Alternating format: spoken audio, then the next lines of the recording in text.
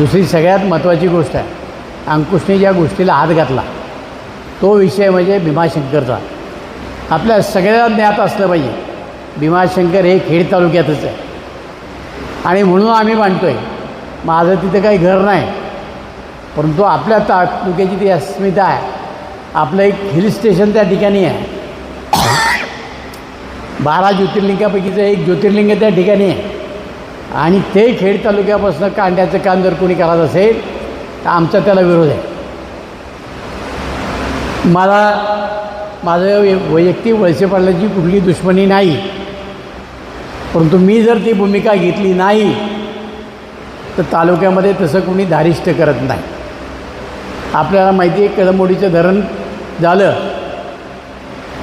आपल्या चासकमान धरणाच्या आत धरण ते बांधलं. धरण पायात असतानाच पैशा वाचून बंद पडलं. त्यावेळेला नुकतंच आपलं सरकार आलं, पैशाची अडचण होती आणि धरण अजूनही पुढे झालं नसतं. पण त्याचा फायदा तुम्हाला मलासुद्धा आजपर्यंत होतो आहे. तर जवळ 2.5 TMC पाणी आपलं साठले. मग त्याला पैसे कसे उपलब्ध करता येतील? आजूबाजूचा सगळा परिसर, मग धामणगावचा परिसर असेल,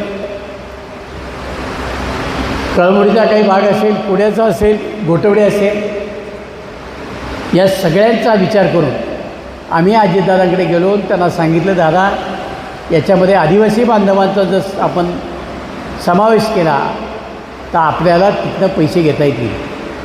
कारण आदिवासी आणि मागासवर्गीय यांची बजेटमध्ये जी तरतूद आहे त्याला हात लावता येत नाही, त्याला काम दाखवावं लागतं. आणि मग आम्ही दाखवलं आणि म्हणून कळंबोडीचं धरण पूर्ण केलं. धरण दिलीप मोहितेने पूर्ण केलं. वळसे पाटील साहेब, आखणी तुम्ही केली असेल, पण पैसे कशा पद्धतीने मिळवायचे ते झाले.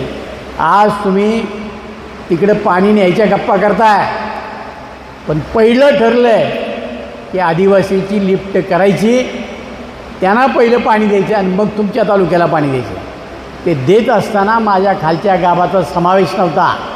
मग गुळाणी असेल, वाबगाव असेल, त्याचबरोबर आमचं वरुडे असेल, पूर असेल, कणेस आहे, या 5 गावाचा जोपर्यंत समावेश होत नाही तोपर्यंत मी धरणातलं ते उपसा जलसिंचन होऊ देणार नाही. ही भूमिका दिलीप मोहितेने घेतली. वर्क ऑर्डर झाली होती किर्लोस्करला, काम पेटी कॉन्ट्रॅक्टर नेमले होते, सगळं झालं, मी काम थांबवलं. तुम्ही आमच्यावर काय उपकार केले नाहीत. आमचं हक्काचं पाणी आमच्या लोकाला द्यायचं.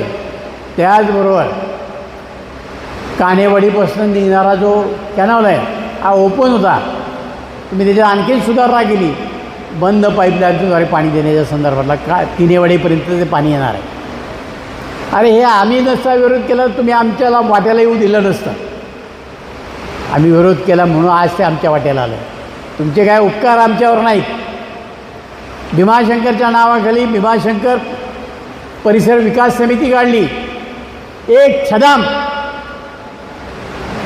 खेड तालुक्यामध्ये तुम्ही येऊ दिला नाही.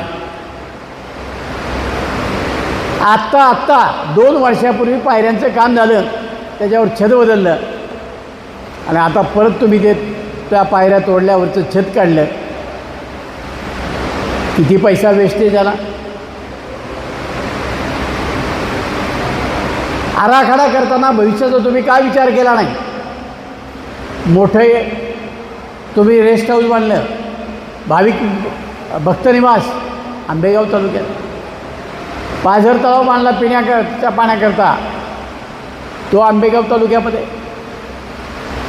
आतासुद्धा तुम्ही बस चालक आंबेगाव तालुक्यात, 2 ठिकाणी पार्किंगची व्यवस्था आंबेगाव तालुक्यात. एकूण 288 कोटी रुपये मंजूर झाले आणि 3ऱ्या टप्प्यामध्ये अंमलात टाकले.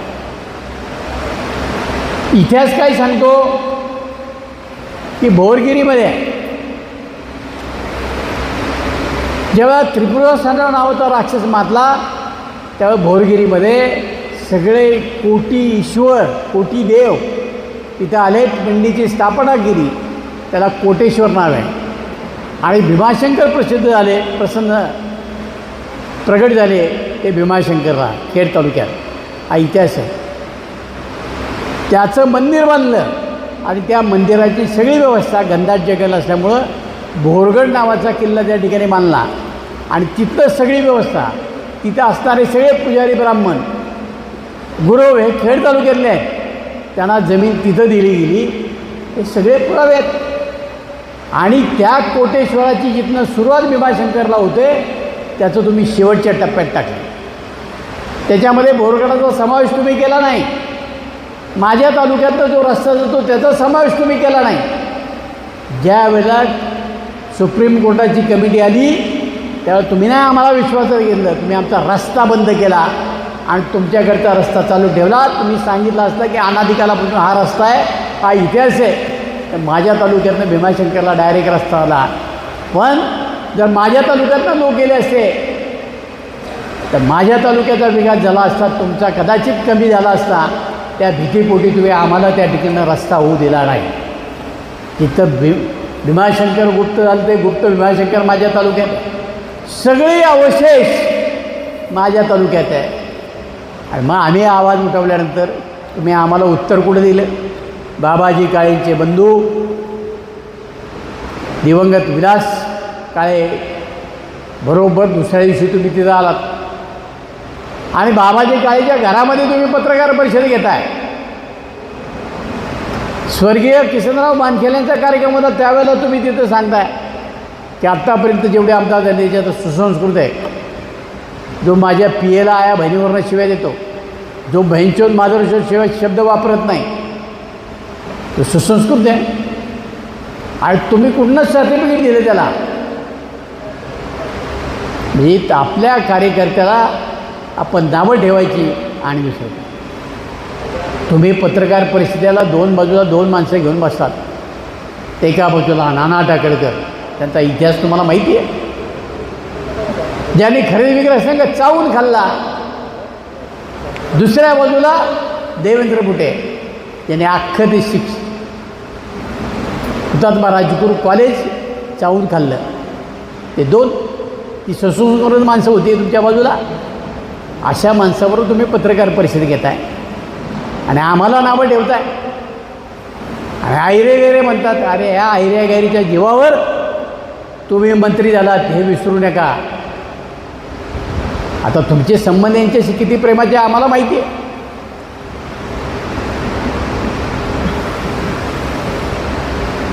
एकदा आमच्या बुढे पाटलांनी भाषणात सांगितलं की साहेबांचं एवढं प्रेम माझ्यावर आहे.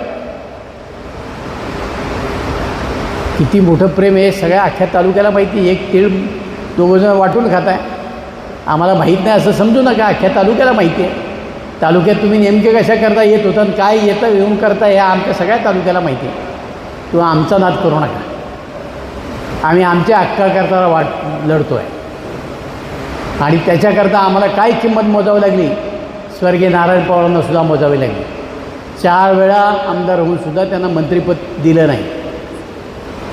आम्ही 3 वेळा आमदार झालो नाही, आम्हाला मिळालं. आम्हाला काही त्याची फिकीर वाटत नाही.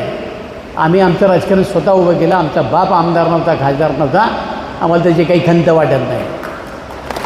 पण तुम्हाला ज्या शरद पवारांच्या आशीर्वादानं तुम्ही आमदार झालात, मंत्री झालात, अध्यक्ष झालात, राज्याच्या सहकारी साखर कारखानदारीचे अध्यक्ष झालात, सगळं तुम्हाला पवारसाहेबांच्यामुळं मिळालं. आज तुमच्याकडचे वैभव केवळ पवारसाहेबांची कृपा आहे. तुम्ही त्यांना सोडलं आणि अजितदादाच्या तंबूत आलात आमच्याबरोबर. केवळ तुमचं हे जे वैभव उभं केले तुम्ही, ते काय कष्टातनं उभं केलं आहे का? ते वैभव असंच टिकून राहिलं पाहिजे याच्याकरता तुम्ही ह्या उड्या घेतल्या. त्यावेळेस ज्यांनी तुमच्यावर पुत्रवेद प्रेम केलं, तुम्हाला सगळ्या प्रकारची मदत केली, सगळ्या प्रकारांना बाहेर काढलं. अरे स्वतःच्या कुटुंबातला माणूस आजारी पडला तर जाता येत नाही. तुम्हाला कात्र दूध संघाच्या वार्षिक सर्वसाधारण सभेमध्ये अटॅक आला. 2 तासात साहेब नवरा बायकोसह तुमच्या भेटी करता आले. तुम्ही विसरलात. तुम्ही कुणाच्या उपकाराची जाणीव ठेवली ना? खेड तालुक्याच्या तुम्ही सांगितलं माझा आजोळ आहे.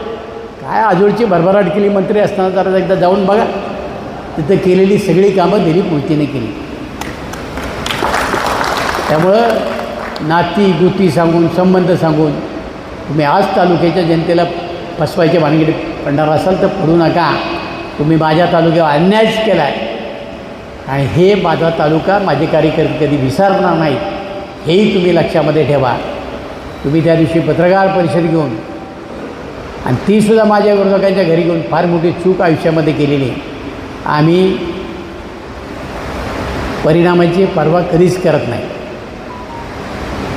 आणि दुसरे हाता राहिली गोष्ट, आमचा विचार करणारा नेताच आज हयात नाही. ज्या अजित पवारांच्या जीवावर आम्ही राजकारण करू तेच आज हयात नाही. त्यामुळे तुमची तक्रार तरी कोणाकडे करायची? तुम्ही पवारसाहेबांकडे करायचं, अजितदादांकडे करायचं, आता करायची कोणाकडे? पण तुम्ही काय त्यांना भीक घालणार आहे? तुम्ही तुमचा स्वार्थ बघणार आहे का? जिल्हा परिषदेच्या वेळेला दुसऱ्या एखाद्या कार्यकर्त्याला उपाध्यक्षपद दिलं असं जमतं नसतं का? पण स्वतःच्याच पुतण्याच्या वाट्याला घेतलं. तुम्ही तुमचं राजकारण मोठं केलं, बाकीच्यांना मातीत घातलं. तर तिकडे बनके साहेब असतील, तर दिलीप मोहिते असेल, तिकडे अशोक पवार असेल, आमच्या सगळ्यांचं राजकारण संपवण्याकरता तुम्ही किती प्रयत्न केलेत याची आम्हाला पूर्णपणानं कल्पना आहे. आम्ही विसरलेलो नाही. वक्त वक्त की बात आहे. ज्यावेळेला वेळ येईल त्यावेळेला निश्चित उत्तर देऊ, एवढंच तुम्हाला या निमित्तानं सांगतो. कार्यकर्त्याला माझी परत एकदा नम्र विनंती आहे की भीमाशंकरकरता जो काही त्याग करावा लागेल तो करा, त्याच्याकरता कुठली माघार घेऊ नका. एवढीच विनंती मला तुम्हाला या निमित्तानं करायची, कारण ती आपली अस्मिता आहे. तो आपल्या अस्मितेचा प्रश्न आहे आणि खेड तालुक्याचं ते वैभव आहे. ते वैभव राखण्याकरता आणि खेड तालुक्याच्या खाली आंबेगावचं सीफूड लावून न देण्याकरता तुम्हाला जे जे करता येईल ते करा. आणि ज्या तालुक्याच्या आमदारानं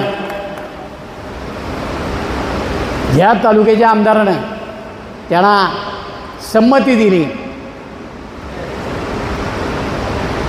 तालुक्यातल्या जनतेला सुद्धा कळलं पाहिजे की हा किती निर्बुद्ध आहे, बालिश आहे.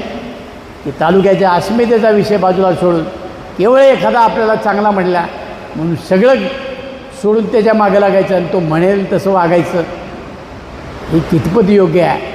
आणि म्हणून भविष्यामध्ये हे असं बालिश बाळ तुम्हाला घरी पाठवायचं आहे. त्याच्याकरता आजपासून कामाला लागा आणि त्याची सुरुवात मतदार यादीपासून याची जाणीव आपल्या सगळ्यांना असू द्या. म्हणून आजची बैठक होती.